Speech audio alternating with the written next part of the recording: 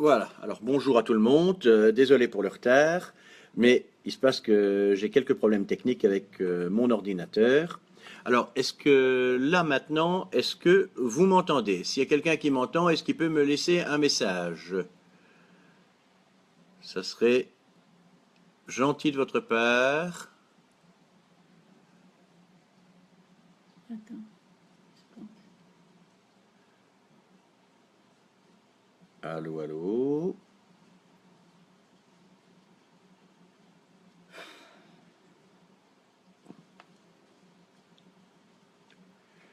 Alors voilà, je vois apparaître, je vois que Lydia a rejoint la vidéo, Emmanuel aussi.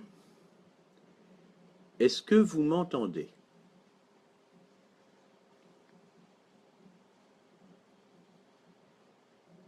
Ah, Emmanuel me dit ça fonctionne. Fantastique. Attends. Voilà. Alors, bah, bonjour Emmanuel. Et bonjour Lydia. Voilà, les gens commencent à arriver. C'est bon. Là, tu te vois là. Attends.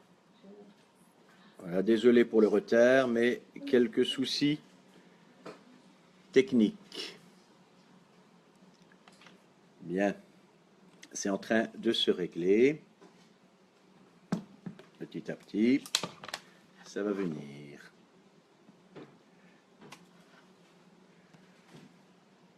Bon, alors, aujourd'hui, de quoi est-ce que nous allons parler? Eh bien, nous parlons d'hypnose éveillée conversationnelle. Alors, hypnose éveillée conversationnelle, vous allez voir, c'est quelque chose d'un peu... On n'a pas toujours l'habitude d'entendre parler de ça. Alors, je vais peut-être commencer par me présenter, pour ceux qui éventuellement ne me connaissent pas. Ah, on est en train de m'installer quelque chose ici. Voilà, c'est facile pour moi. Voilà. Fantastique. Alors, donc, pour ceux qui ne me connaissent pas, je suis Pierre Maréchal. Donc, je suis coach, hypnothérapeute et formateur. Ça fait maintenant une vingtaine d'années que je pratique. J'ai développé le CICH, Centre international de coaching hypnose. Et le but du CICH, bien entendu, c'est de pouvoir transmettre et pratiquer les techniques d'hypnose pour pouvoir aider les gens. Alors les aider, que ce soit dans un but thérapeutique ou dans un but non thérapeutique. Alors la question qu'on pourrait se poser, bon, ben, c'est comment est-ce que j'ai commencé ça? Alors, moi j'ai commencé à m'intéresser à ce genre de sujet finalement quand j'avais 7 ou 8 ans. J'étais tout petit. Un jour, mes parents, moi je suis belge à la base, je ne sais pas, je crois que ça s'entend encore un petit peu. Un jour, mes parents m'ont acheté un livre. Et voilà, bonjour Jim. Mes parents m'ont acheté un livre parce que en Belgique, à la Saint-Nicolas, c'est à la Saint-Nicolas qu'on reçoit les cadeaux. En France, c'est à Noël, en Belgique, c'est la Saint-Nicolas, en tout cas, ça l'était à l'époque. Et là où moi, l'habitude dans ma famille, ben, c'était qu'on recevait un cadeau, on recevait des jouets, ben, comme tout le monde, hein, on était des gens normaux. Et en même temps, on recevait systématiquement un livre. Je suis né en fait compte dans une famille où il devait y avoir quelque chose comme 5 ou 6 000 livres dans la maison. Et systématiquement, à chaque fête, bien, nous recevions donc des cadeaux et des livres. Et un jour, on m'a offert un livre qui racontait l'histoire d'un jeune gamin, un gamin de mon âge, qui allait rentrer dans un monastère au Tibet. Bonjour Pascal, voilà, je réponds en même temps. Voilà. Et dans ce livre, il y avait plein d'exercices. Il y avait plein de choses un peu bizarres. Il y avait moyen de... Voilà. Il y avait moyen, en fin de compte, de voyager dans ses rêves. Ils expliquaient comment se relaxer. Ils expliquaient comment... Enfin, comment faire plein de choses. Comment faire du voyage astral. Alors, je vous dis pas faire du voyage astral. Je ne sais pas si j'y suis arrivé, mais en tout cas, j'en étais persuadé. Ça, c'est une certitude. Et qu'est-ce qui s'est passé? Eh bien, à l'époque, j'avais aucun a priori. Donc, ben, j'ai pratiqué tous les exercices qu'on m'a proposés. Et comme j'avais aucun a priori, ben, finalement, ça a fonctionné. En tout cas, j'en étais persuadé. En fait, j'étais rentré pour la première fois relativement consciemment dans des états d'hypnose. Et puis, comme ça a fonctionné, que ça m'intéressait, ben, j'ai continué. à m'intéresser au sujet. Petit à petit, je me suis intéressé de plus en plus aux choses. J'ai continué avec tout ce qui venait du bouddhisme, puis je suis passé au chamanisme, je suis passé à l'hypnose ancienne, et j'ai continué. J'ai continué, ce qui fait que finalement, 50 ans plus tard, ben, je suis toujours là, avec de l'hypnose. Bon, maintenant, c'est vrai qu'à l'époque, mes parents, eux, ne considéraient pas ça comme un métier. Donc, j'ai d'abord été obligé, enfin, il fallait bien, suivre des études normales. Donc, j'ai commencé ma carrière professionnelle, moi, c'était dans l'hôtellerie, l'hôtellerie de luxe. De là, j'ai eu des établissements, puis j'ai fait plein de choses. J'ai vendu des produits financiers, beaucoup. Et puis un jour, j'ai décidé que j'en avais ras-le-bol. J'en avais ras-le-bol de travailler, j'ai décidé de ne plus faire que ce qui me plaît. Et à partir de ce moment-là, j'ai pu arrêter de bosser. J'ai décidé d'arrêter de travailler, donc j'ai pu arrêter de bosser. Et je suis toujours en train de faire uniquement ce qui me plaît. Alors, le sujet d'aujourd'hui, c'est l'hypnose conversationnelle, l'hypnose éveillée conversationnelle. Alors, hypnose éveillée conversationnelle, c'est quoi ce truc-là? Ben, d'habitude, on se dit toujours, la question que j'entends régulièrement, c'est est-ce que l'hypnose, est-ce qu'on n'est pas normalement éveillé? Ben oui, on est toujours éveillé quand on est en hypnose, on n'est pas en train de dormir, on n'est pas en éveil normal. Voilà. On est dans un état différent. Alors pourquoi hypnose éveillée conversationnelle? Parce que la majorité des gens pensent que quand on est en état d'hypnose, on dort. Ben non.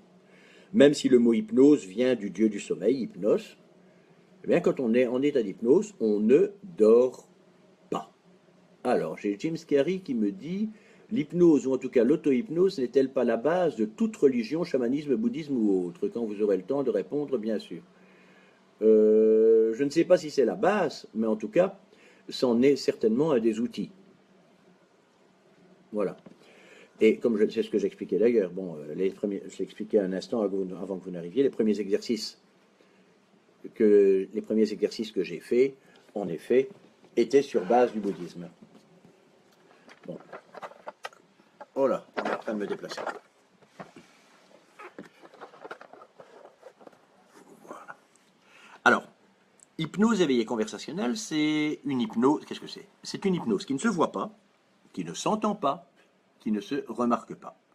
C'est invisible, inodore, incolore, insipide. Ça veut dire quoi? Ça veut dire que ce sont utilisées les structures de l'hypnose, et pas seulement de l'hypnose, mais structures de l'hypnose et de la PNL, beaucoup aussi, dans une conversation tout à fait normale. C'est-à-dire d'une façon qui ne se remarque absolument pas. Alors maintenant, la question qu'on va se poser, c'est bien, mais à quoi ça sert? Ça sert en fin de compte à faire mieux passer les messages que vous voulez faire passer. Ça sert à communiquer. En gros, l'idée, c'est de pouvoir, dans le cadre d'une conversation normale, pouvoir communiquer tout à fait clairement avec la partie de l'inconscient de votre interlocuteur qui prend les décisions. Ouh là là, la partie de l'inconscient de l'interlocuteur qui prend les décisions. Oui. Bon. On a des parties dans notre inconscient. D'accord. Bon. Alors, on récapitule. Nous avons notre mental. Dans notre mental, en gros, on va voir les choses comme ça. Si on le prend d'une façon statistique, vous avez à peu près 10%, 15%, 10-15% qui sont dans le conscient. Et tout le reste, c'est l'inconscient. On va laisser tomber, pour l'instant, toute la partie subconscient, non conscient, toutes ces choses, finalement, qui reviennent plus dans les cadres psychanalytiques. Non, non. On va rester très simple. Il y a ce qu'on voit, ce qu'on entend, et ce qu'on ne voit pas. Ce qu'on perçoit consciemment, et ce qu'on ne perçoit pas. Ce qu'on perçoit consciemment, si on fait la comparaison avec un ordinateur. L'ordinateur, vous avez un clavier, un écran. Ça, c'est le conscient. Le clavier et l'écran, ils permettent quoi? Ils permettent d'introduire des informations, de poser des questions et de recevoir des réponses. Tout le reste, c'est l'inconscient. Avec, bien entendu, des subdivisions. Voilà, il y a une partie qui est encore relativement, moyennement consciente, une partie qui l'est beaucoup moins, une partie qui ne l'est plus du tout.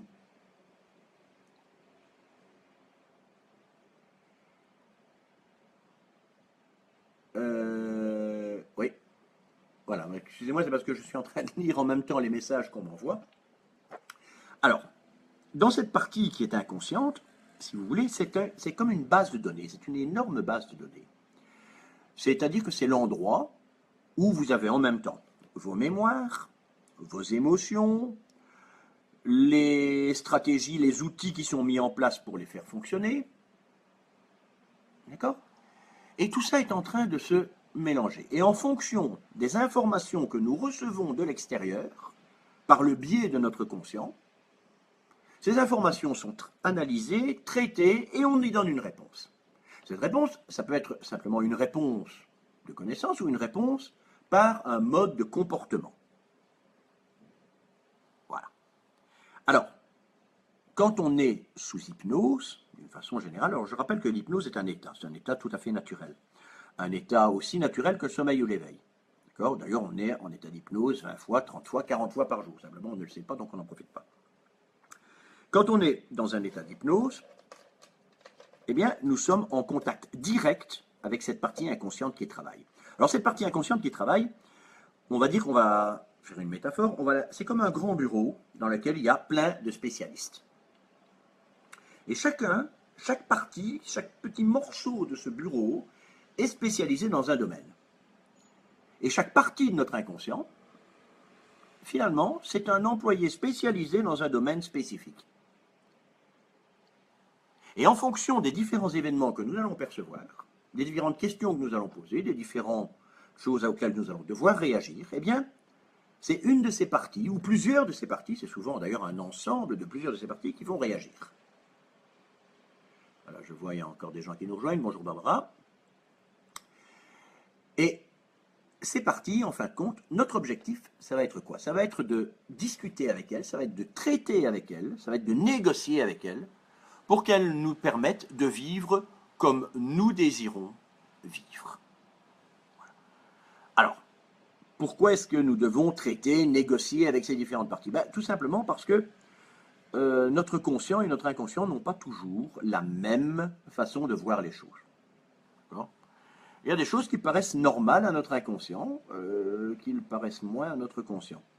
Je vais prendre un exemple. Une maladie, par exemple, eh bien, une maladie est une réponse de notre inconscient à un stimulus. C'est une façon de répondre, une façon d'exprimer quelque chose, une façon de nous défendre aussi. C'est très bien. Seulement, bon, consciemment, nous, la maladie, elle ne nous arrange pas. Alors, on préférerait qu'ils trouvent éventuellement d'autres solutions. Donc, qu'est-ce qui va se passer? Eh bien, nous allons être amenés à devoir discuter avec les différentes parties. Alors, je dis bien avec les différentes parties parce que nous avons évidemment une partie spécialisée, mais elle est tellement spécialisée qu'elle ne s'occupe que de son problème à elle. Elle ne s'occupe pas trop de ce que les autres en pensent. Je vais prendre un exemple. Les gens, par exemple, c'est un exemple simple, les gens qui prennent du poids. Enfin, simple, façon de parler. Hein. Et ça n'est qu'un exemple possible. Ça ne veut pas dire que tous les gens qui prennent du poids réagissent pour ça et à cause de ça. C'est un exemple. Eh bien, dans pas mal de cas, par exemple, la prise de poids est une mesure de sécurisation. Pourquoi? Tout simplement parce que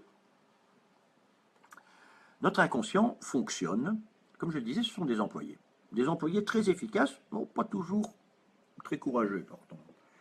Et ils ont tendance à essayer de faire au plus simple possible. Alors, ils voient quelque chose, un événement qui leur fait peur. D'accord. Ça me fait peur, c'est bien. Qu'est-ce que j'ai qui pourrait me permettre de me protéger? Ils cherchent dans les outils qui sont utilisés. Et qu'est-ce qui se passe? Ils voient quoi? Ah, tiens, la prise de poids, ça marche. La masse graisseuse, ça protège. Ça protège de quoi? Ça protège, du froid, ça protège du chaud, ça protège des toxines. Donc ça protégera bien du reste aussi. Et il m'installe ma prise de poids. Bon, c'est une chose. Maintenant, à côté de ça, il y a une autre partie qui, elle voudrait rester mince. Parce qu'il y a aussi une autre partie qui, elle voudrait pouvoir continuer à marcher normalement, à faire du sport, à faire ci, à faire ça. Et le poids ne l'arrange pas. Donc il va falloir trouver une solution pour que tout le monde s'y retrouve. Pour que je sois en même temps sécurisé, tout en me permettant de garder la ligne, tout en éventuellement continuant de profiter de ce que j'aime bien manger, éventuellement, parce que c'est aussi un avantage intermédiaire, c'est quelque chose. Et voilà. Et c'est en ça que l'hypnose va nous servir. Alors, pourquoi l'hypnose éveillée conversationnelle? Pourquoi une hypnose qui ne s'entend pas, qui ne se voit pas, qui ne se remarque pas? Tout simplement parce qu'il y a plusieurs usages. Alors, thérapeutique, bien sûr, hypnothérapeutique.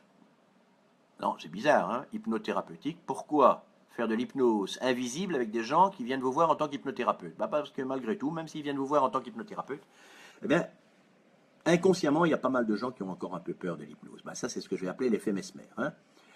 Ils ont peur qu'on leur fasse faire n'importe quoi, ils ont peur qu'on prenne possession de leur esprit, etc., etc. Et en même temps, ils espèrent avoir des miracles. Puis quand ils arrivent chez vous, ils disent « Aïe, aïe, aïe, aïe, aïe, aïe, aïe, j'ai peur de me faire hypnotiser. » Bon, donc ça crée des objections. Ça, c'est d'un côté. Alors j'ai même vu des gens qui venaient me voir en me disant « Vous savez, on m'a conseillé de venir vous voir parce qu'on m'a dit que vous pouviez m'aider, mais là je vois que vous faites de l'hypnose et là ça va pas, j'ai peur. » Qu'est-ce que je fais? Je leur dis « Écoutez, c'est pas grave, venez quand même, on va discuter. On va simplement discuter. » Et, l'air de rien, pendant qu'on discute, j'utilise alors des techniques purement conversationnelles. Et le travail, oui, j'arrive sur le conversationnel. Pascal, j'y arrive tout de suite. Avant, pour pouvoir parler du conversationnel, alors je réponds ici à une remarque de Pascal qui me dit « Peux-tu revenir sur l'aspect conversationnel, Pierre ?» Oui, justement, pour pouvoir bien revenir sur l'aspect conversationnel, il est important de comprendre d'abord à quoi sert le reste. Et dans le conversationnel, justement, on va pouvoir aller au-delà de cette peur. C'est-à-dire qu'on va utiliser les mêmes structures que dans l'hypnose classique, mais complètement emballées dans une conversation tout à fait normale. Alors, je dirais que c'est peut-être d'ailleurs l'hypnose la plus ericksonienne.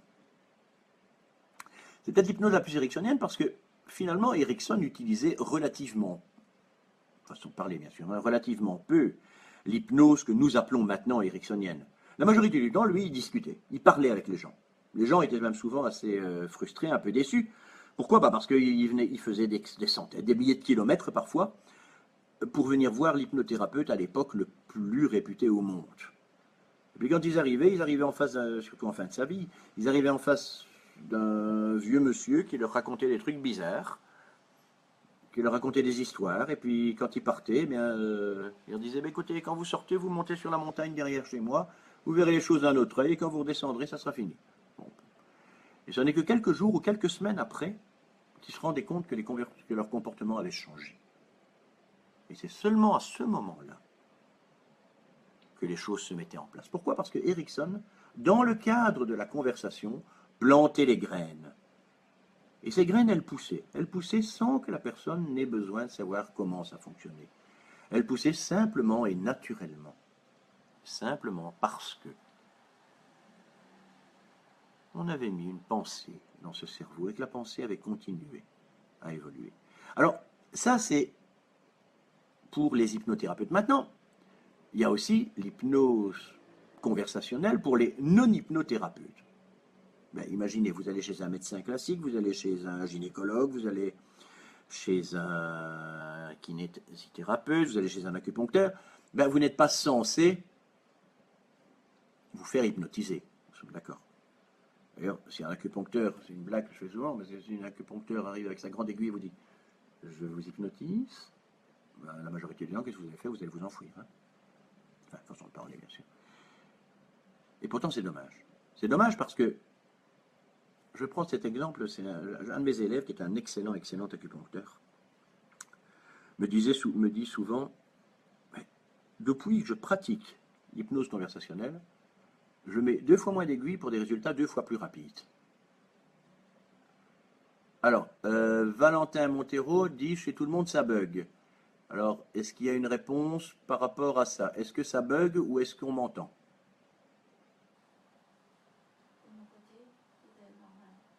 D'accord, alors il y a quelqu'un qui me répond que c'est normal. D'accord, ok. Alors désolé Valentin, je pense que ça doit être chez toi. Alors, pas assez de son. Pas assez de son. Comment est-ce que je peux... Un instant. Chez Emmanuel Jean, ça fonctionne. Ok, donc ça dépend vraiment d'une personne à l'autre. On va essayer... On sait augmenter le son? Non. Ok. Oui, c'est moi. Alors, je suis au maximum du son possible chez moi. Je suis désolé. Voilà. Alors, continuons.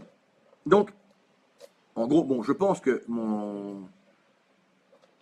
que cet élève que j'ai eu, qui est un acupuncteur, qui est un excellent acupuncteur, image un petit peu les choses. Je ne sais pas s'il utilise vraiment 2 fois moins d'aiguilles pour des résultats 2 fois plus rapides. Mais ce qui est certain, c'est que ça va certainement beaucoup mieux parce qu'il travaille en même temps. Il travaille en même temps avec l'esprit, le corps et l'énergie. Et automatiquement, en associant toutes les ressources, on peut aller beaucoup plus loin, beaucoup plus vite. Et comme les gens ne sont pas censés être hypnotisés, eh bien c'est dans ces cas-là que l'hypnose conversationnelle prend toute sa valeur. Alors naturellement aussi, il y a toutes les utilités non thérapeutiques. Alors dans le non thérapeutique, c'est tout ce qui est communication. Des enseignants, des éducateurs, des commerciaux, des gens qui font du marketing, de la publicité, des politiques. Là pour l'instant, on est en plein dedans. Les bons communicants en politique, en fin de compte, ils utilisent l'hypnose conversationnelle. Alors tout ça c'est très bien, mais finalement, ça marche comment tout ça? C'est ça on va un petit peu essayer de le développer. Bon. En gros donc, attends, on est en train d'essayer de me dire quelque chose.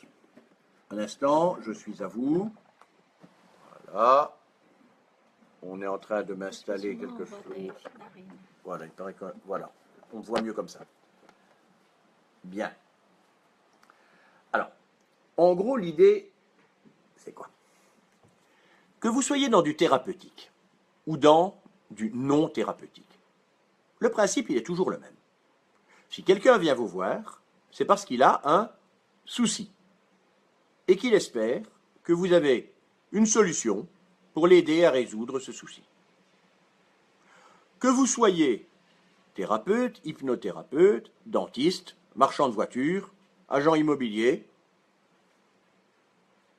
eh bien, ou même, je dirais même l'épicier du coin chez qui vous allez acheter du sucre, si vous rentrez chez quelqu'un, c'est parce que vous avez quelque chose qui vous manque. Alors, que ce souci soit un comportement à changer, que ce souci soit quelque chose que vous désirez apprendre, que ce souci soit... Voilà, que ce souci soit ce que vous voulez, ce que vous espérez en allant voir quelqu'un, eh bien, c'est que ce souci, il va trouver une solution ou des outils pour vous aider à le résoudre. Voilà. Donc, thérapeutique et non thérapeutique, même combat. Les principes sont les mêmes. La seule chose qui va changer, en fin de compte, c'est l'objectif. Bien. À partir de là, qu'est-ce qui va se passer? Première chose, bien sûr, finalement, les principes sont assez simples. D'abord, on va clairement définir, le plus clairement possible, ce que veut vraiment la personne. Oui, parce que souvent les gens ne savent pas vraiment ce qu'ils veulent. Ils pensent le savoir. Et encore. Ils pensent le savoir parce qu'ils se basent uniquement sur ce qu'ils perçoivent clairement, c'est-à-dire un symptôme, un manque. Mais est-ce que ce symptôme, est-ce que ce manque sont vraiment le problème? Pas vraiment. qu'est-ce que les gens veulent vraiment. C'est-à-dire, en gros, qu'est-ce que ça va vous apporter une fois que vous aurez réussi à résoudre le problème. On peut prendre plusieurs exemples. Je suis stressé, imaginons. Ok, je suis stressé. Je vais voir un hypnothérapeute parce que je suis stressé. D'accord. Je ne veux plus l'être. Bien. Mais qu'est-ce que ça va m'apporter d'être relax? Je vais me sentir comment mieux en étant relax? Je vais me sentir comment bien? Quelle est l'émotion positive que je vais pouvoir avoir en me sentant bien? Eh bien, c'est ça que nous allons d'abord devoir définir. Nous allons amener la personne, et ça, nous avons toute une série de systèmes de questionnement très précis pour ça. Nous allons amener la personne à définir le plus clairement possible comment il a envie de se sentir bien une fois qu'il aura la solution. Alors, ça n'est pas seulement valable au niveau thérapeutique, hein. C'est valable aussi à des niveaux non thérapeutiques. Imaginons, vous voulez acheter une maison. D'accord. Pourquoi faire? Je sais que la question, elle est idiote, hein. Va vous apporter quoi d'acheter cette maison? De vivre dans cette maison. Vous voulez y faire quoi? Y vivre tout seul, y vivre avec votre famille? Avec votre famille, d'accord. Et une fois que vous y êtes avec votre famille, vous voulez que les choses se passent comment? Et une fois qu'elles se passeront comme ça, vous allez vous sentir bien comment? Eh bien, si votre agent immobilier arrive à comprendre ça, il va parvenir aussi à vous vendre la maison. D'accord? Pourquoi? Parce qu'il va utiliser le moyen, il va utiliser votre objectif réel. Comment est-ce que vous avez envie de vous sentir bien dans cette maison? Alors, s'il est honnête, et il y en a quand même un certain nombre qui le sont, heureusement, il va vraiment trouver la maison qui correspond exactement à ce que vous voulez obtenir. Pourquoi? Parce qu'il aura réussi à vous faire exprimer clairement ce que vraiment vous voulez. D'accord? Bon, s'il est moins honnête, il peut essayer de tricher. Mais c'est pas très valable de tricher, parce que de toute façon, on finit quand même vendre les faits, pas le produit. Exactement, Emmanuel. Tout à fait. Donc ça, c'est une première chose. Cherchez réellement quel est l'effet recherché. Pourquoi? Parce que c'est important. Cherchez l'émotion recherchée. Parce qu'un objectif, c'est toujours une émotion. Rappelez-vous ça. Toute prise de décision est toujours émotionnelle. Toujours émotionnelle. Pas d'émotion, pas d'action. Donc notre objectif à nous, c'est d'aller rechercher l'émotion chez notre interlocuteur. Une fois qu'on a trouvé cette émotion, eh bien nous allons associer notre interlocuteur à cette émotion. Nous allons lui donner la possibilité de la ressentir, cette émotion. Nous allons l'aider à se modéliser dans cette émotion.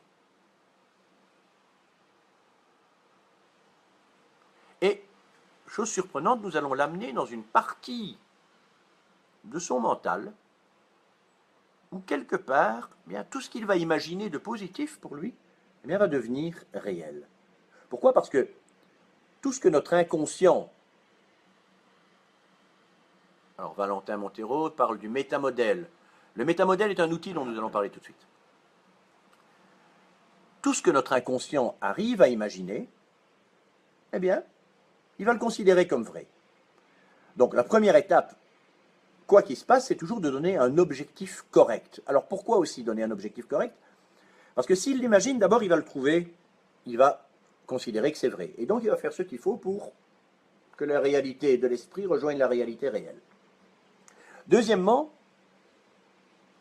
s'il n'a pas d'objectif, il ne sait pas où aller, il prend peur. L'objectif est un élément rassurant. Donc, première chose, on rassure, on rassure, on rassure. C'est d'ailleurs un des éléments de base de l'hypnose et de l'hypnose conversationnelle. Et de la communication en général d'ailleurs. Rassurer notre interlocuteur. Votre interlocuteur, il doit être ouvert à nous. Il doit être ouvert. Si votre interlocuteur a peur de vous, fini la communication. D'où toute une série d'outils que nous allons utiliser pour créer un contexte. Créer le contexte valable. À partir de là, on va absorber son attention. Absorber son attention, ça veut dire que, bien entendu, il faut que ce qu'on lui dit, ça l'intéresse. Ça l'intéresse vraiment. Rappelez-vous. Je parle de vous. Donc, je modélise la personne dans son objectif réussi. Ça l'intéresse. À partir de là, on va aussi faire quoi? Il y a quelques éléments indispensables. Parce que j'absorbe son attention. C'est pas seulement la garder, c'est pas seulement la prendre, c'est la garder. Mais il faut aussi que je passe au-delà de ses peurs. On en a parlé, rassurer. Et puis il faut que, quelque part, il y a son inconscient, il doit s'allumer, d'une certaine façon. Stimuler l'inconscient. À partir de là, je vais pouvoir le guider. Vous voyez? Créer un contexte. Viviane n'entend rien. Est-ce que... Un instant, je vérifie. Tu entends? Voilà. Alors. Donc, créer le contexte, stimuler l'inconscient pour pouvoir guider l'inconscient. Alors, pouvoir guider l'inconscient, on a dit un objectif. Il y a l'objectif positif. Mais alors, à côté de ça, il y a aussi l'objectif négatif. Et si on ne trouvait pas de solution, si l'inconscient avait dû... Écoutez bien comment je dis les choses. Et si malheureusement, l'inconscient avait dû garder cet ancien comportement, qu'est-ce qui se serait passé au pire du pire? Et on va ramener la personne vers le pire de ce qui aurait pu arriver. Pourquoi? Pour pouvoir créer un contraste. Et pour pouvoir lui donner envie d'aller vers le meilleur qu'on a évoqué juste avant. On a un point de départ, on a un point d'arrivée. Entre les deux, on va pouvoir commencer. Bonjour Julien. Entre les deux, on va pouvoir commencer réellement à travailler. Alors, c'est ce que je dis, j'ai un point de départ, j'ai un point d'arrivée. Ok. Maintenant, pour pouvoir faire admettre à notre interlocuteur la possibilité d'un changement, il va y avoir un certain nombre de choses qui vont être importantes. Alors tout à l'heure, quelqu'un me posait la question sur le métamodèle. Oui, ça en fait partie. Alors c'est quoi un métamodèle? Je réponds tout de suite à cette question parce qu'il y en a certains qui ne connaissent pas, c'est normal d'ailleurs. Le métamodèle, en fin de compte, c'est l'ensemble, c'est la façon dont nous allons percevoir les choses. Tous les éléments qui vont nous permettre de nous faire une représentation du monde qui nous entoure. Quelle est notre vision, quelle est notre perception de ce monde qui nous entoure? Et chacun, si vous voulez, a des briques différentes. La structure, elle est la même pour tout le monde. De toute façon. Globalement, les structures sont les mêmes. Par contre, les contenus, nous sommes 6,5 milliards d'êtres humains sur Terre, eh bien nous avons 6,5 milliards de contenus différents. D'accord?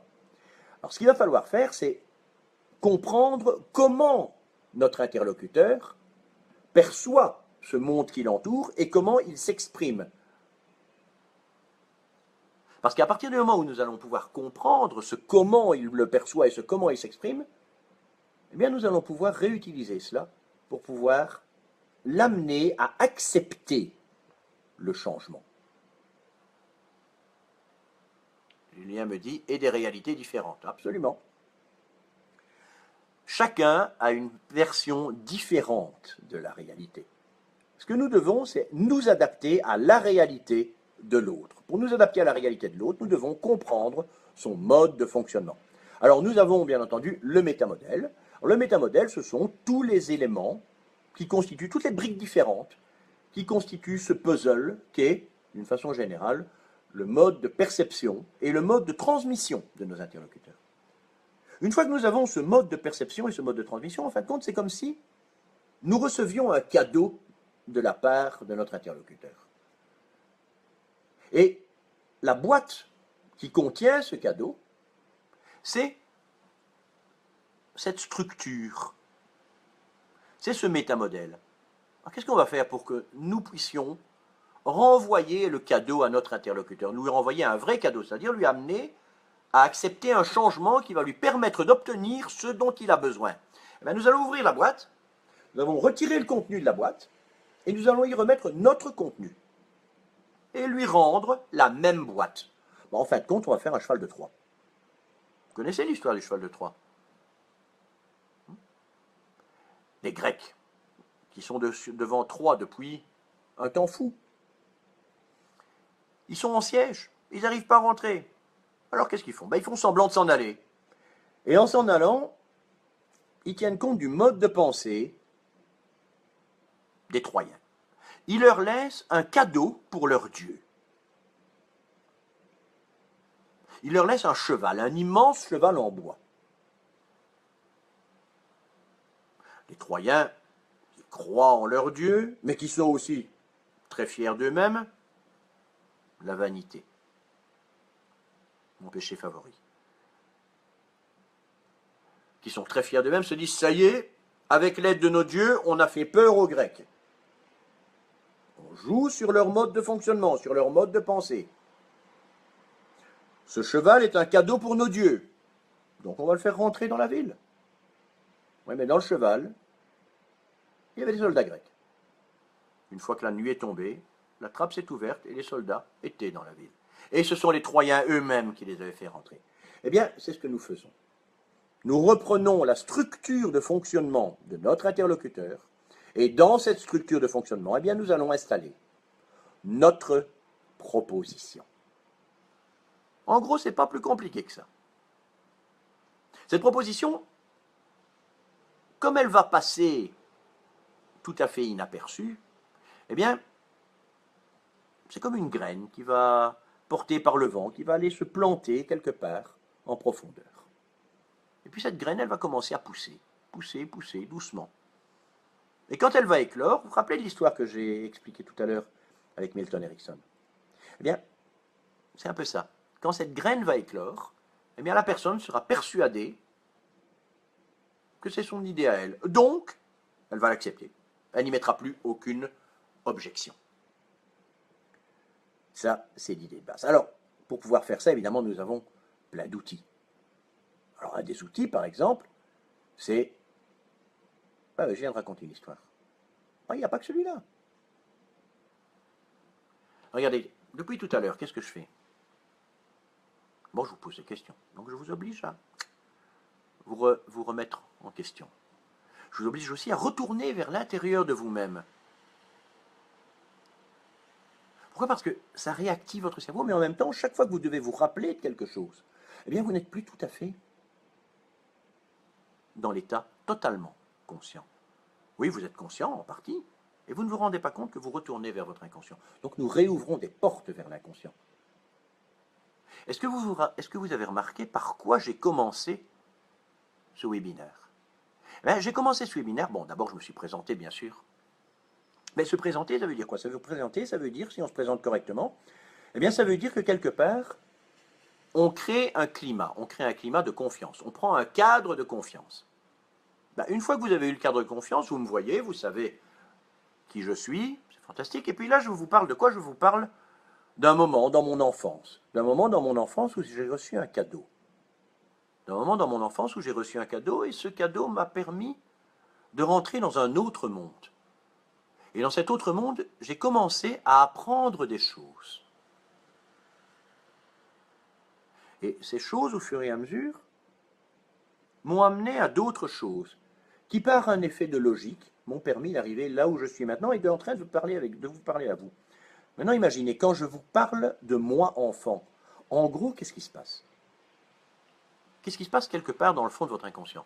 Eh bien, vous commencez, vous, à penser à vous, à votre enfance, même si vous ne vous en rendez pas compte. Et quand vous pensez à votre enfance, qu'est-ce que vous faites? Eh bien, vous pensez à une période où vous aviez la possibilité d'apprendre quelque chose, vous aviez la possibilité de faire un nouvel apprentissage. Et donc, vous réouvrez les portes de l'apprentissage. Or, changer un comportement, c'est toujours créer un nouvel apprentissage, c'est créer l'apprentissage d'un nouveau comportement. Donc, depuis que nous avons commencé ce webinaire, j'ai déjà utilisé toute une série de techniques. Bon, évidemment, à travers l'ordinateur, à travers le téléphone, à travers l'Internet, c'est encore un peu différent de ce qu'on peut faire en direct. Quoique, vous savez qu'on arrive même à le faire par écrit. Mais ça me fonctionne très bien. Alors, pourquoi est-ce que ça fonctionne? Ben parce que nous avons créé des portes. Nous avons ouvert des portes. Vous savez, en général, je disais tout à l'heure, l'inconscient, on pense plus ou moins 10%, 10-15% de conscient, le reste d'inconscient. Mais ça, c'est un schéma statistique. En réalité, le conscient, c'est une vague qui fait ça. Et l'inconscient, c'est une autre vague qui croise derrière. Et à certains endroits, les deux vagues se rejoignent. Et c'est là, c'est ce que nous cherchons. C'est le croisement de ces deux vagues, le croisement entre le conscient et l'inconscient. Parce que là, nous avons une porte. Et ces portes que nous ouvrons nous permettent de rentrer. De rentrer et d'aller parler, comme je le disais précédemment, à votre inconscient, en direct, à la partie de votre inconscient qui prend les décisions.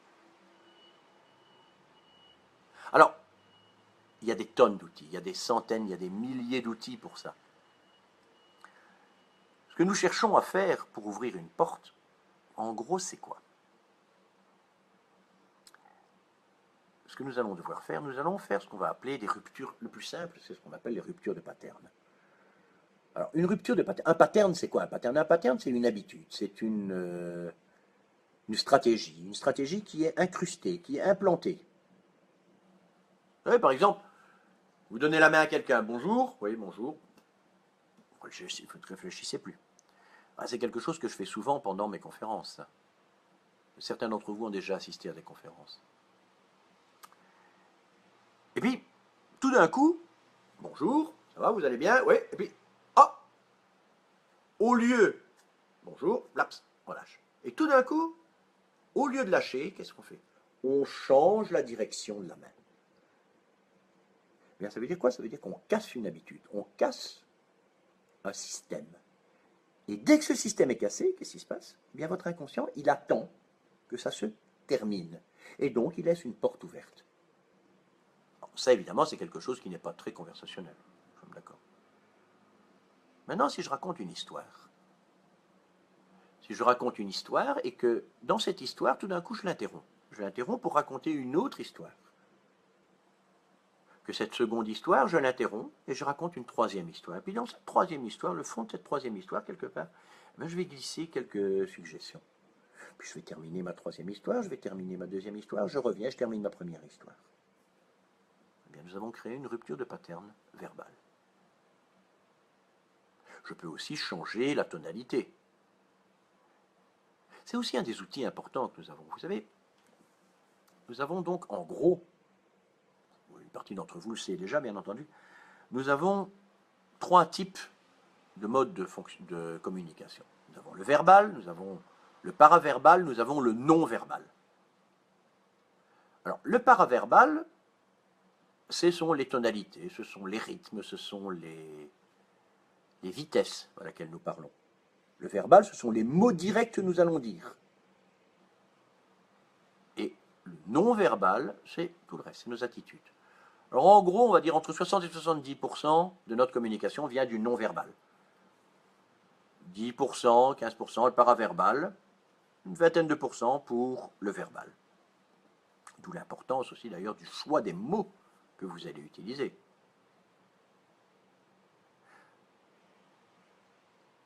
Des moyens de pouvoir casser les habitudes, il y en a des centaines, des milliers.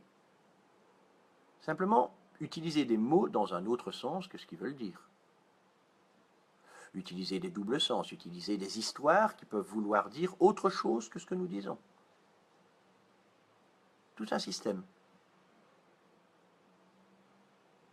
Les histoires. Pourquoi est-ce que les histoires sont si importantes? J'en ai déjà parlé, on en reparle. Les histoires, c'est peut-être le moyen le plus simple d'aller au-delà de n'importe quelle objection. Alors une objection, c'est quoi une objection? Intéressant ça. Une objection, en fin de compte, c'est quand vous n'êtes pas d'accord. Nous sommes d'accord. Vous n'êtes pas d'accord, nous sommes d'accord. Oui, bien sûr. Vous n'êtes pas d'accord avec quoi? Vous n'êtes pas d'accord avec ce que vous faites, avec ce que vous vivez, avec ce que je vous dis. Et quand vous n'êtes pas d'accord, ça veut dire quoi? Ça veut dire que vous avez la croyance que vous n'êtes pas d'accord. Vous avez la croyance que ce qui est en train de se faire, de se passer, de se dire n'est pas juste. Donc il va falloir aller à l'encontre de cette objection, à l'encontre de cette croyance. Donc ça veut dire qu'il va falloir vous faire admettre que cette croyance, peut-être n'est pas juste, pour vous faire accepter une autre croyance. Par exemple, on pourrait considérer, d'une certaine façon, qu'à partir du moment où vous essayez de persuader quelqu'un, eh bien d'office, vous allez à l'encontre d'une objection. Même une thérapie, finalement, quelque part, va d'office à l'encontre d'une objection. Pourquoi? Votre inconscient a choisi un système pour vous protéger de quelque chose. C'est ce que nous disions tout à l'heure. Ok. Objection, je ne suis pas d'accord avec ce système. Mais votre inconscient a la croyance que ce système est le meilleur possible. Donc, qu'est-ce que nous allons devoir faire? Nous allons devoir fissurer cette croyance. Alors, je dis bien ça, fissurer une croyance. Pourquoi? Parce que quelque part, tout est basé là-dessus. Faire changer les croyances. Ah, j'ai eu une pause, là, je ne sais pas si on me réentend à nouveau. Est-ce qu'on me réentend? Parce que là, je viens d'avoir un trou, on vient de m'annoncer que... Ça va? Ça marche?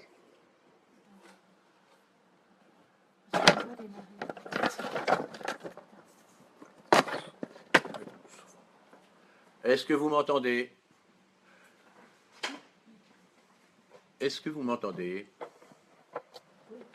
Mais non, mais moi ça ne va pas. Excuse-moi, mais... Alors, on est en train de me faire... Non, voilà, merci.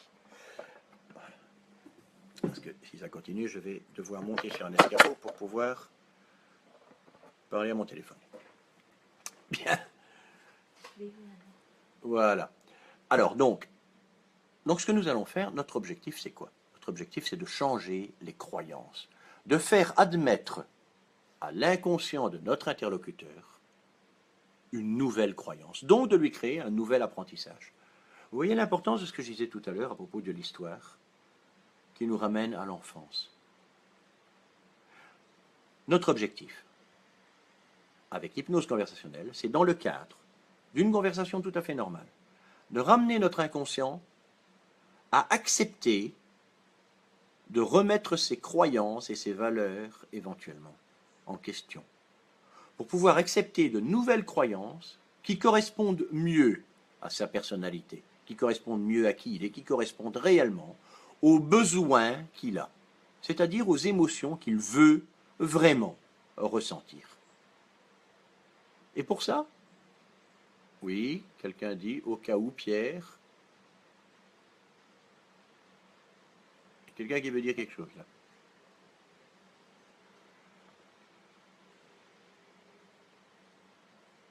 Oui, j'ai un temps de différé entre la vidéo et les commentaires. D'accord. Il y a 5 secondes de décalage. D'accord. Il y a combien? Quelques secondes. Il y a quelques secondes de décalage, on me dit. D'accord. Bah, je suis désolé. Ça, je suis ici, je suis à Taïwan. Vous êtes en France, enfin une bonne partie, certains en Belgique. 12 000 km et quelques secondes de décalage, ça va. C'est faisable. Alors, maintenant, je disais tout à l'heure, nous avons le verbal, les mots, l'importance des mots. Nous avons le non-verbal, le paraverbal, l'importance des rythmes, l'importance des tonalités. Voilà. Alors, imaginez, simplement imaginez. Regardez. Quand je dis ça comme ça, imaginez. Simplement, imaginez. Je fais ça sur 2 mots, 3 mots. 1, le verbal, c'est le mot imaginer. Dès que vous demandez à votre inconscient d'imaginer quelque chose, eh bien automatiquement, il y a quelque chose qui va se mettre en route chez lui. Simplement, simplement, imaginez. Simplement, mis devant le mot imaginer, implique que tout ce qui va suivre derrière va devenir simple. Remarquez le rythme, la pause entre eux. Voilà. Maintenant, simplement, imaginez. Un rythme qui se fait en gros à 45 battements par minute. Donc je reprends, regardez. Voilà. Simplement, maintenant, imaginez. Alors, si je vous dis en plus simplement, maintenant, je donne une instruction précise. Imaginez. Mais là, je vous donne un ordre. Et il y en a certains qui ne vont pas apprécier. Alors, je pourrais le dire autrement. Voilà, simplement, maintenant. Et je ne sais pas comment vous pouvez avoir envie d'imaginer. Écoutez bien, je ne sais pas comment vous pouvez avoir envie d'imaginer. Je vais le dire autrement, avec mon petit accent belge quand même encore un peu. Je ne sais pas comment vous pourrez avoir envie d'imaginer. Maintenant, je le répète, je ne sais pas comment vous pouvez avoir envie d'imaginer.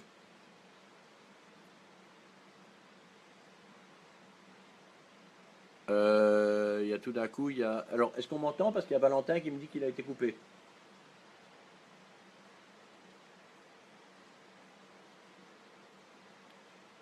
Tu m'entends? Oui, ok. Désolé Valentin. Et bonjour Marguerite, je vois que Marguerite a rejoint la vidéo. Alors regardez bien. Si je vous dis, je vais vous demander d'imaginer. Et si je vous dis, je vais vous demander d'imaginer. Imaginez à l'infinitif, imaginez à l'impératif. À l'impératif, je vous donne un ordre. Mais on le fait passer dans une phrase où on a l'impression que c'est juste un petit problème d'accent. Simplement, votre inconscient, lui, a pris l'habitude, depuis qu'il a été éduqué, à faire la différence entre l'impératif, l'infinitif et d'autres temps. Vous voyez comme quoi, l'air de rien, la grammaire française avait son utilité. Il n'y a pas qu'en français d'ailleurs. D'accord? Donc là, on est somme dans le paraverbal.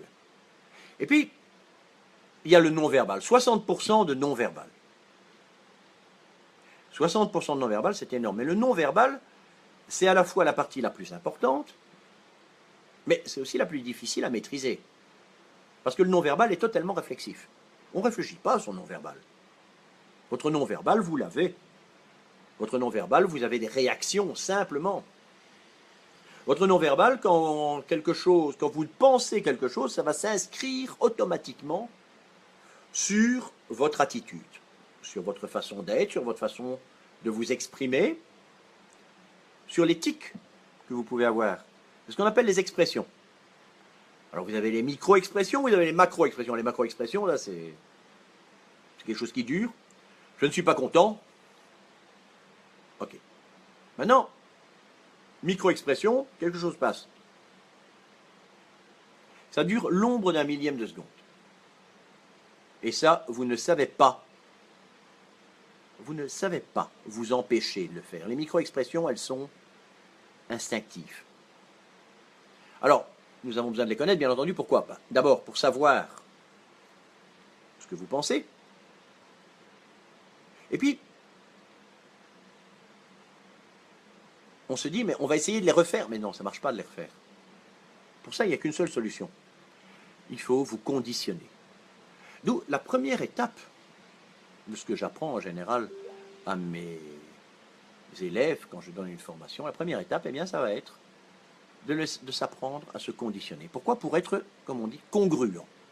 Alors, congruent, ça veut dire quoi, congruent? Congruent, ça veut dire je dis ce que je pense ce que je dis, et je fais ce que je dis et que je pense.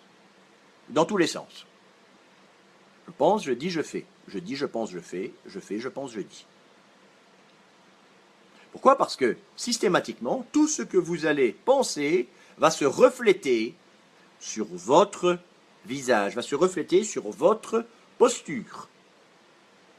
Et si vous voulez être en congruence totale entre votre pensée, votre action et votre parole, eh bien vous devez absolument penser ce que vous faites et ce que vous dites. Et pour ça, il n'y a qu'une seule solution, vous autoconditionner. C'est pour ça d'ailleurs que pendant que nous accordons une part essentielle d'ailleurs pendant les formations à l'autoconditionnement. Parce que tout ça, bien entendu, ça s'apprend. Tout ça, c'est une question qu'on me pose souvent, mais enfin, est-ce qu'il faut un don pour ça? Ben non, pas vraiment. Il faut l'apprendre. Ça s'apprend. Des techniques. C'est technique. Bon, maintenant, comme pour toute technique, il y a des gens qui sont un peu plus doués que d'autres. Il y a des gens qui ont plus de difficultés. Je vais prendre un exemple. Moi, j'ai une voix, par exemple, qui est facile. J'ai une voix assez grave, voilà, qui arrive à réellement se moduler assez facilement. Et comme ma voix est assez grave, eh bien, elle a une tendance peut-être un peu plus facilement hypnotique. Bon. Ben, en même temps, j'ai des élèves qui ont des toutes petites voix. Et ça marche très bien aussi. L'important, c'est d'utiliser ce qu'on a, mais d'utiliser correctement. Donc, les dons, bah non. Il y a des gens qui ont plus facile que d'autres, mais ce n'est pas un don, c'est de la technique. Et c'est beaucoup d'entraînement. Technique et entraînement, technique et entraînement. Et toute cette technique, bah, elle s'apprend. Les techniques, il y en a certains d'entre vous, j'ai aperçu ça, qui ont déjà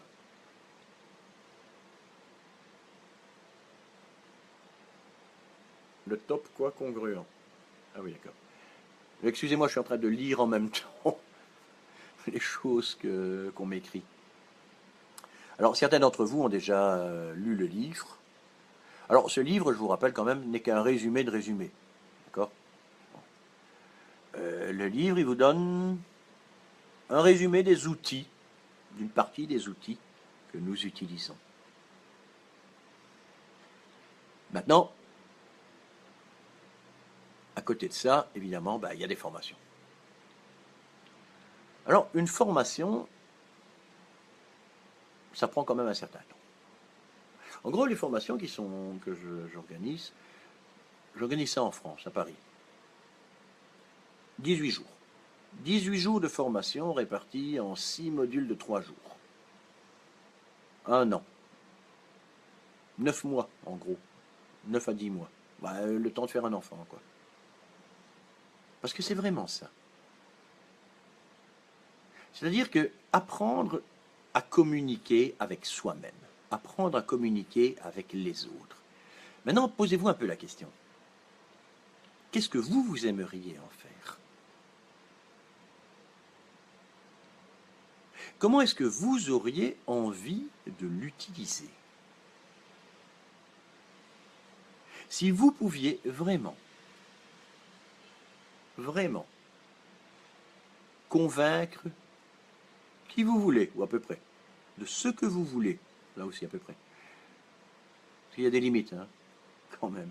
C'est pas une baguette magique. Et heureusement d'ailleurs pour nous, nous avons des protections. Mais qu'est-ce que vous voudriez en faire? Comment est-ce que vous pourriez vous aider vous-même, d'ailleurs, commencer par soi-même? Aider vos amis, votre famille, vos...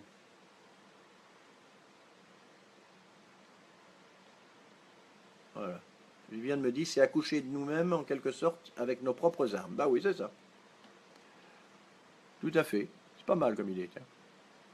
Viviane, je la replacerai, ton idée. C'est un accouchement. C'est vraiment ça. qu'est-ce que vous voudriez en faire? Comment est-ce que vous auriez envie de vous sentir bien?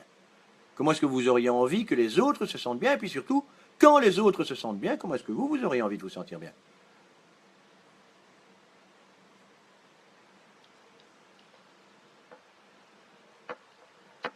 Voilà. Posez-vous la question. Posez-vous réellement la question. Parce que si ça vous intéresse, eh bien, il y a en effet, un instant, je rebranche l'électricité. Si ça vous intéresse, eh bien, il y a en effet moyen d'apprendre à le faire. Nous avons une formation qui va commencer au mois de décembre. Il reste quelques places. La suivante va commencer au mois de mars. Voilà, il reste encore plein de places. Formation, je le disais, 18 jours. Des groupes entre 15 et 20 personnes. Nous sommes 3 pour nous occuper de vous. Pendant 18 jours, nous allons vous apprendre les bases. D'abord, vous apprendre à vous mettre en place par vous-même, de vous-même. Vous apprendre les techniques. Et puis, vous apprendre la stratégie pour les utiliser. Alors, je ne sais pas si ça peut vous intéresser. Qu'est-ce que vous voudriez en tirer? Comment est-ce que vous voudriez l'utiliser? Et n'hésitez pas à poser les questions. Qu'est-ce que vous aimeriez pouvoir en faire? Là, je vous ai expliqué pendant, il y a maintenant à peu près 1 heure que nous sommes en train de parler. Et il n'y a que moi qui parle. Bon, évidemment, vous écrivez bien un petit peu. Alors, est-ce que vous auriez des questions? Ça, ce serait intéressant.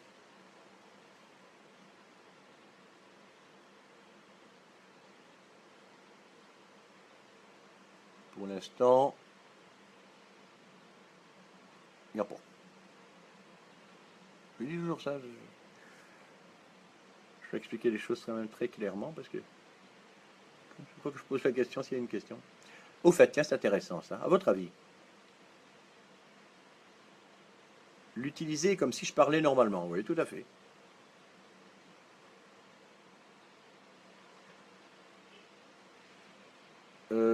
Radia, oui, c'est vraiment en direct, oui. Oui, oui, tout à fait. Alors, pour Valentin Montero, l'utiliser comme si je parlais normalement. Ben, c'est le but. C'est-à-dire, en fin de compte, que vraiment, personne ne remarque rien. Bon.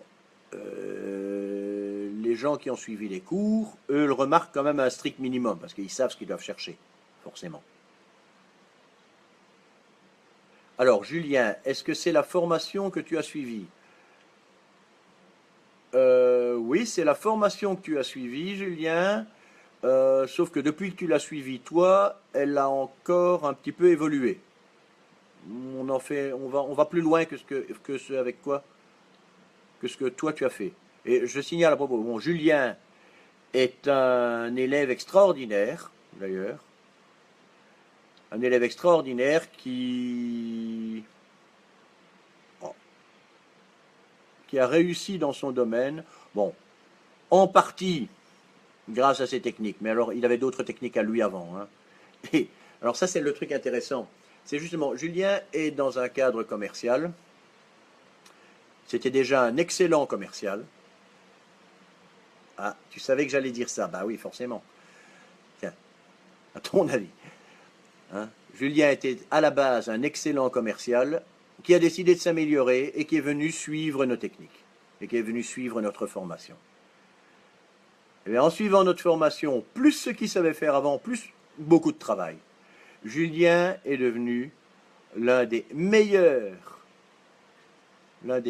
représentants de sa profession pour l'ensemble de la France.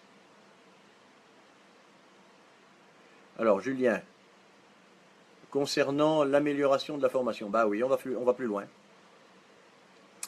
On va plus loin, on va beaucoup plus dans le détail. Il y a des jours en plus par rapport à ce que tu as fait.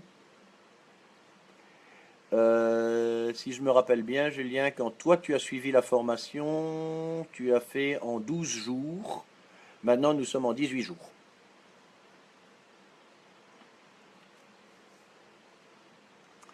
Donc, on a quand même rajouté pas mal de choses. Mais on sait toujours aller plus loin. Et nous sommes en train de préparer d'ailleurs aussi, je signale, tu recevras bientôt d'ailleurs, tu vas recevoir bientôt de la documentation sur le sujet. Nous sommes en train de préparer un deuxième niveau qui va encore plus loin.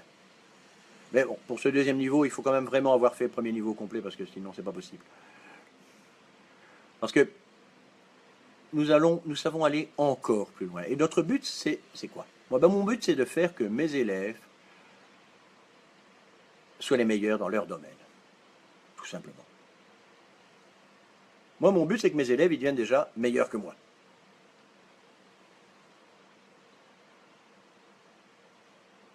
Voilà, on est d'accord. Tu avais une base 100% technique commerciale et elle était déjà très bonne, il faut être réaliste. Parce que c'est clair quand même que... Mais c'est vrai que ce sont des techniques qui permettent d'aller plus loin. Beaucoup plus loin. Eh bien oui, tu as pris du retard sur les formations. Alors là maintenant, ce que nous faisons en plus, par exemple, c'est ce que nous allons travailler de plus en plus, c'est chaque journée de formation. Bon, à part le premier jour. Donc 18 jours de formation. 18 jours de formation, eh bien, pendant les 17 jours, bon, pas le premier jour, pendant les 17 jours qui suivent, nous commençons par 1h30 à 2 heures d'autoconditionnement. 1h30 à 2 heures d'autoconditionnement pendant 17 jours. Et nous vous apprenons à le faire correctement. Nous le faisons en votre compagnie. Et puis, on vous suggère de le refaire tous les jours, tous les jours, tous les jours. Et plus vous allez le faire, et mieux vous en sortirez. Ça, c'est une première chose. Nous travaillons énormément sur du cas. C'est-à-dire que ce que nous faisons maintenant, c'est de plus en plus, je prends 2 élèves, nous prenons un cas le plus réel possible, et on analyse, et on fait théorie, pratique en même temps. Alors, Radia qui me demande si j'utilise du yoga dans ma technique. Non, pas vraiment. Non. Le yoga, on utilise la respiration, oui. Il y a des choses qui peuvent se rapporter au yoga. Mais nous n'utilisons pas de posture de yoga dans la technique. Ça reste de l'hypnose quand même, ça reste de la communication, ça reste de la conversation. On peut, voilà, mais pas de... Non. On n'utilise pas de yoga. De la même façon, je peux prendre certains... Mais je peux prendre certains exemples dans le yoga, je prends aussi parfois certains exemples dans les arts martiaux, mais ça n'est pas non plus un cours d'arts martiaux, par exemple. D'accord? Alors, oui, chose importante aussi. À la fin de la formation, je reste pendant 1 an à disposition de mes élèves. Alors, Valentin me dit, il est chaud pour mars, il faut qu'il trouve les sous. Bah, écoute Valentin, moi je te propose, tu vas nous contacter et on va regarder ensemble comment on peut arranger ça. D'accord? Alors, ce que je vais vous proposer d'ailleurs là maintenant, parce que ici, moi je suis avec un système que je ne connais pas encore bien, je ne sais pas vraiment moi comment je fais pour vous donner les informations, pour vous donner un certain nombre d'informations. Alors, ce que je vais faire, je vais inscrire, bonjour Michel, je vais inscrire dans mon Facebook, je vais inscrire toutes les informations concernant les emails,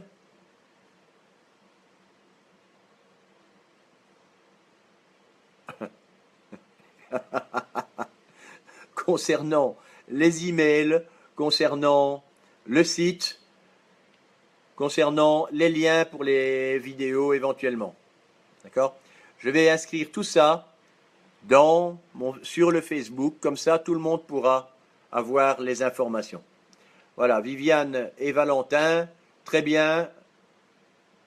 Vous pouvez. Alors, bonjour Nafi. Je crois que Nafi va être bonne pour pouvoir regarder un peu la retransmission par la suite. Alors, cette heure que nous venons de passer ensemble est enregistrée et l'enregistrement sera mis en ligne sur YouTube. Dès que j'ai le lien YouTube, je le communique par le biais de Facebook. D'accord? Vous allez donc aussi avoir le programme directement de... Ah ben voilà. J'ai une épouse extraordinaire qui est en train d'écrire les informations. Voilà. Donc, la page d'explication de la formation est sur www.cichfrance.com. L'email coach-hypnose@gmail.com. C'est coaching.hypnose. coaching.hypnose@gmail.com.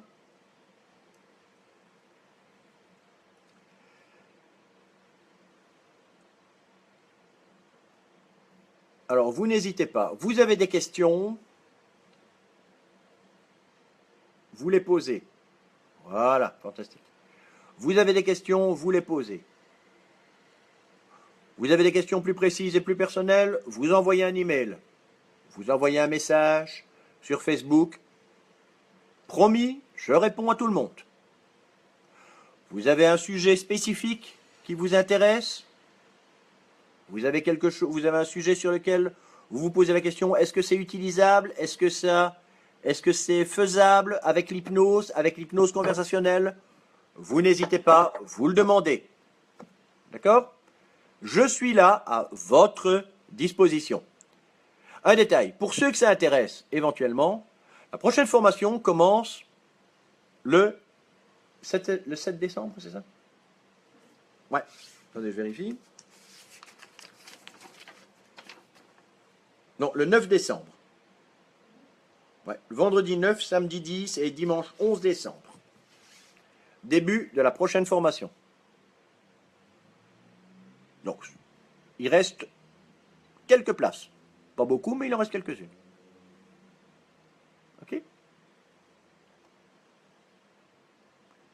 Alors, Oussama, je suis désolé. Bonjour, soyez le bienvenu. Mais là, on va s'arrêter maintenant.